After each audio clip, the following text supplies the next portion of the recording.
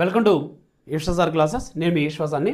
ఇక్కడ చూడమ్మా, accession reason సంబంధించినటువంటి క్వశ్చన్ అనేది ఇవ్వడం జరిగిందండి. సో ఈ క్వశ్చన్ జాగ్రత్తగా చదివి 40 సెకండ్స్ లోపు మీరు అందరూ కూడా ఆన్సర్ చేయండి. మీ యొక్క ఆన్సర్ని మెసేజ్ రూపంలో అక్కడ ఏదైతే చాట్ బాక్స్ ఉందో అక్కడ మెసేజ్ చేయండి. ఆన్సర్ని మీరు ఏ అయితే బి అయితే బి, సి అయితే సి, డి అయితే డి అని పెట్టండి.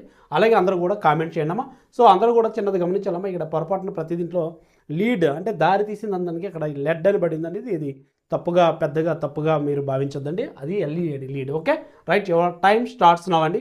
కమాన్ చూడండి, ఎసెషన్ ఏమి ఇచ్చానో కూడా నేను చదివితే మీకు ఎఫెక్టివ్గా ఉంటుందనే ఉద్దేశంతో నేను చదువుతున్నానమ్మా. ఆంధ్ర రాష్ట్ర ఏర్పాటు రాష్ట్రాల పునర్వ్యవస్థీకరణ కమిషన్ నియామకానికి దారితీసింది. ఆంధ్ర రాష్ట్ర ఏర్పాటు రాష్ట్రాల పునర్వ్యవస్థీకరణ కమిషన్ నియామకానికి దారితీసింది. అంటే formation of Andhra state lead to the appointment of the state reorganisation commission.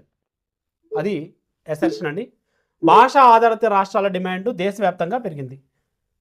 భాష ఆధారిత రాష్ట్రాల డిమాండ్ దేశవ్యాప్తంగా పెరిగింది. అందరూ కూడా ఆన్సర్ చేయాలండి.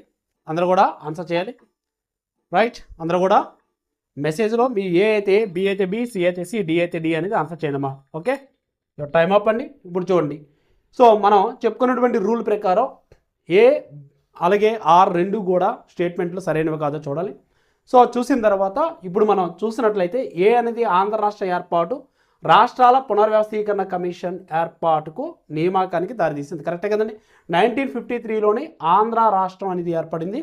దీంతో దేశవ్యాప్తంగా అదే భాషా ప్రాతిపదికన భాష ఆధారిత రాష్ట్రాల ఏర్పాటు డిమాండ్ కూడా పెరిగింది. కాబట్టి అప్పుడు 1953 డిసెంబర్లో ఏదైతే ఎస్ఆర్సి కమిషన్ ఫజల్ అలీ నేతృత్వంలో 3 సభ్యులతో కమిషన్ వేయడం జరిగింది. సో దట్ ఇది కరెక్ట్ ఆన్సర్ అమ్మా. అలాగే భాష ఆధారిత రాష్ట్రాల డిమాండ్ దేశవ్యాప్తంగా పెరిగింది. సో ఇది కూడా కరెక్టేనమ్మా. సో ఇది ఖచ్చితంగా దీన్ని ఇది బలపరుస్తుంది కదమ్మా, రీజన్ వివరిస్తుంది కదమ్మా. సో ఎసెర్షన్ రీజన్ రెండు కూడా సరైనవే. సో అలాగే రెండు కూడా సరైనవేనండి.